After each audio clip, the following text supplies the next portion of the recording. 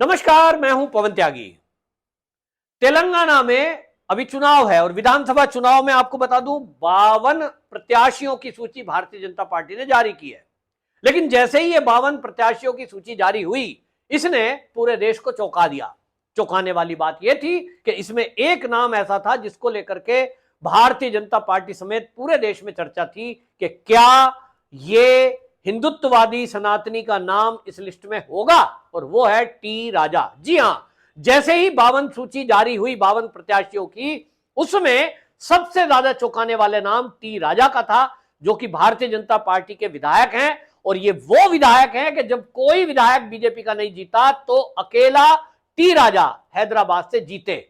T राजा को Bharatiya Janata party ने पिछले दिनों सस्पेंड कर दिया था पार्टी से, और उनके ऊपर आरोप लगे थे क्योंकि उन्होंने मुनव्वर राणा, जो एक मुनव्वर राणा फारूकी है, वो जो है मजाक करता है, कॉमेडी शो करता है, लेकिन उसमें उसने कुछ टिप्पणी ऐसी की थी जिसको लेकर जो टी राजा है उन्होंने मुनव्वर राणा की मां के बारे में कुछ ऐसा शब्द बोल दिया, जिसके कारण तेलंगाना पुलिस ने उनके खिलाफ एफआईआर कर दी थी और उनकी गिरफ्तारी हो गई थी। इस बात को लेकर अगस्त 2022 में उनको जो है वो गिरफ्तारी कर दी। अब इस सब को लेकर के 25 अगस्त को वो जेल में चले गए थे। इसके बाद भारतीय जनता पार्टी थोड़ा बैकफुट पर आई, क्योंकि आप जानते ही हैं कि जो सनातनी विरोधी लोग हैं, इनकी जो टूल किट है वो एकदम एक्टिव होती है, और ये जो टूल किट एक्टिव होती है ये एक साथ मधुमक्खी की तरह प्रहार करती है।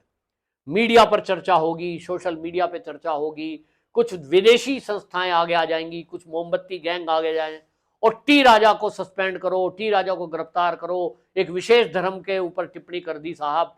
उसको लेकर जो बवाल मचा, मेरे ख्याल में उसको शांत करने के लिए ही भारतीय जनता पार्टी ने टी राजा को सस्पेंड किया था, वरना कोई कारण नहीं है कि टी राजा जैसा हिंदुत्ववादी नेता, जो कम से कम आपको बता दूं तेलंगाना में तो हैदराबाद में, जो कि ओवैसियों का गढ़ है, वहां पूरी टक्कर ओवैसी को देता है।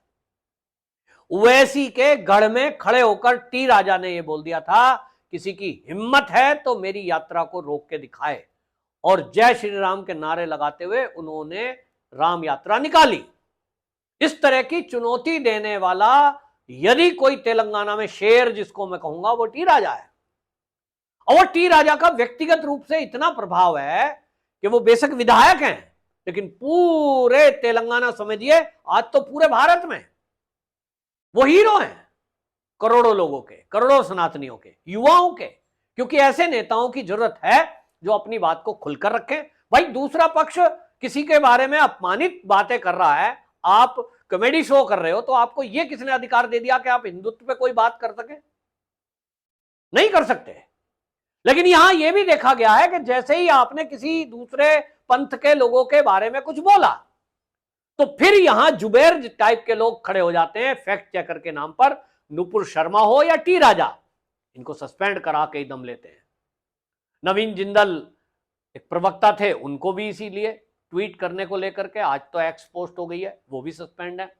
लेकिन भारतीय जनता पार्टी ने भी ये बताया है कि जिस तरह से अब नुपुर शर्मा को आगे लाया जा रहा है, मैं तो पहले भी कह चुका हूं कि नुपुर शर्मा भले ही दिल्ली में मुख्यमंत्री के लिए नहीं हो, ये लोग चर्चा करते हैं कि मुख्यमंत्री कैसे हो सकती है, लेकिन मुझे लगता है कि नुपुर शर्मा दिल्ली की राजनीति में अब उसको आगे लाया जाएगा। और महिला है, तेज तर्रार है, दिल्ली से ही है।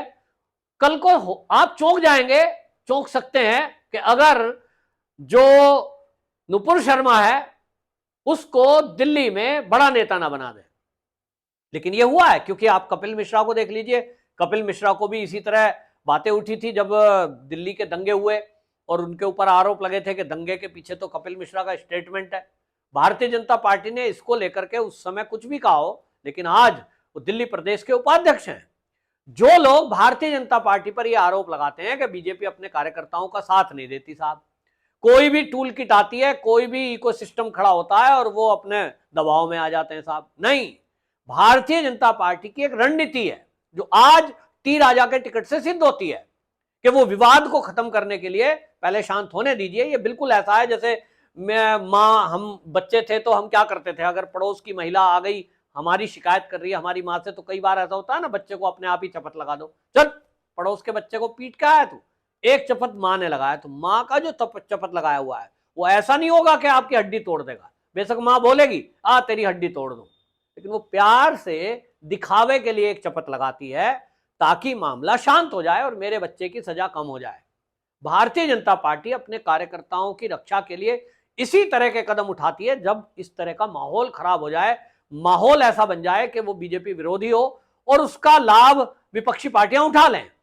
टी राजा के केस में भी ऐसा ही हुआ है। निलंबन तुरंत तत्काल कुछ ही घंटे पहले लिस्ट आने के वो सस्पेंड कर दिया गया, यानी निलंबन वापस ले लिया गया, उनको बहाल कर दिया गया और उसके बाद टिकट आया। इसके पहले भी आपको बता दूं, तेलंगाना के साथ साथ 3 राज्य और हैं जहां चुनाव है, मध्य प्रदेश में है, राजस्थान में और छत्तीसगढ़ में है। टी राजा वो व्यक्ति हैं कि वो बीजेपी से भले ही सस्पेंड थे, लेकिन भारतीय जनता पार्टी की जो रैलियां हो रही हैं मध्य प्रदेश, राजस्थान, वहां उनको स्टार प्रचारक के रूप में उतारा गया मैदान में, और ये निलंबन के पहले से हो रहा था। तो कैसे होता है? अपने पार्टी के कार्यकर्ता का अगर ये सम्मान नहीं है तो क्या है? पार्टी अपने कार्यकर्ता के साथ मजबूती से खड़ी है। जिस तरह से नूपुर शर्मा पर प्रहार किया था इस टूल किट ने और इकोसिस्टम ने, आपने देखा कि उसको तुरंत जो है Y+ सुरक्षा दे दी गई।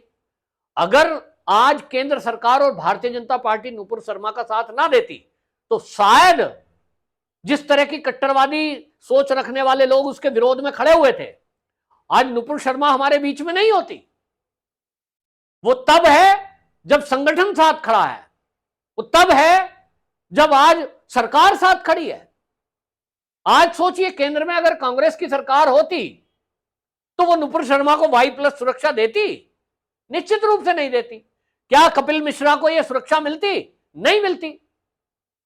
मिली हुई है ताकि संगठन में कार्यकर्ताओं की पहुंच और पकड़ के बाद जो वो काम करते हैं उसके आधार पर। और देखिए, टी राजा इतने बेहतरीन है कि जब इनको सस्पेंड कर दिया गया, इन्हें उकसाने की कोशिश की गई, इनको बहुत लोगों ने कहा देखो तुम्हें पार्टी ने निकाल दिया। BRS ने तो यहां तक भी ऑफर दिया कि आप हमारी पार्टी में आ जाइए, हमारी पार्टी से हम आपको विधायक का टिकट देंगे, इतना तक भी।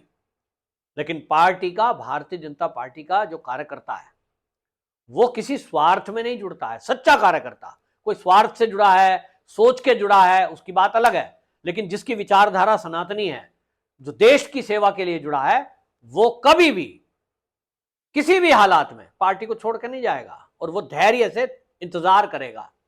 इन 3 उदाहरणों से भारतीय जनता पार्टी ने यह भी संदेश अपने कार्यकर्ताओं को दिया है कि कभी भी कुछ विपरीत हालात बन सकते हैं। पहले तो आप अपने आप पे कंट्रोल रखें, उस तरह की भाषा का इस्तेमाल ना ही करें जिससे किसी की धार्मिक भावना भड़के या किसी को न्यूज बनाने का मौका मिले, कोई इस तरह का इकोसिस्टम डेवलप हो और बीजेपी के लिए परेशानी का सबब बन जाए, तो कंट्रोल रखें।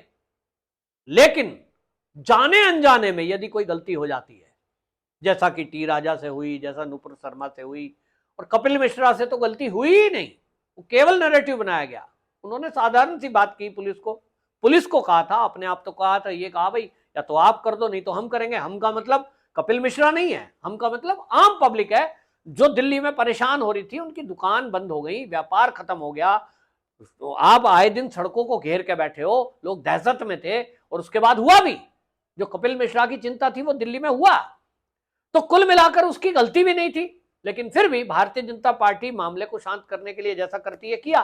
तो बीजेपी के जो सदस्य हैं उनके लिए यह संदेश गया कि पार्टी कार्यकर्ता के साथ खड़ी रहती है, लेकिन हालातों को देखते हुए कभी वो ऐसा कर सकती है जैसे मां हल्की सी चपत लगाती है। अब ये सब कुछ हुआ है। इसके बाद अब आप देखेंगे कि टी राजा फिर से विधायक बनेंगे और इस बार तो सीटें भी ज्यादा आने वाली हैं। कुल मिलाकर के एक बहुत बड़ा कदम भारतीय जनता पार्टी की तरफ से अपने कार्यकर्ताओं को संदेश देने के लिए ये किया गया है। हर कार्यकर्ता को यह भी ध्यान रखना होगा कि जिस तरह से नूपुर शर्मा बीजेपी छोड़कर नहीं गई, कपिल मिश्रा बीजेपी छोड़कर नहीं गया, टी राजा पार्टी छोड़कर नहीं गया, क्योंकि उनको विश्वास था कि आज नहीं तो कल उनकी पार्टी उनकी चिंता करेगी और ये निलंबन जो किया गया है ये स्थायी नहीं है। इससे सिद्ध होता है तेलंगाना में सरकार भले ही ना भारतीय जनता पार्टी बना पाए, लेकिन यह भी मैं आपको बता दूं कि इस बार भारतीय जनता पार्टी के पाले में लगभग 25 सीटें आने का अनुमान लग रहा है मुझे। और टी राजा अब आप देखेंगे अपनी सीट के साथ साथ ये जो बाकी के 3 राज्य है इनमें भी स्टार प्रचारक के रूप में आपको प्रचार करते हुए दिखाई देंगे। आपकी क्या राय, कमेंट बॉक्स में जरूर बताएं। वंदे मातरम।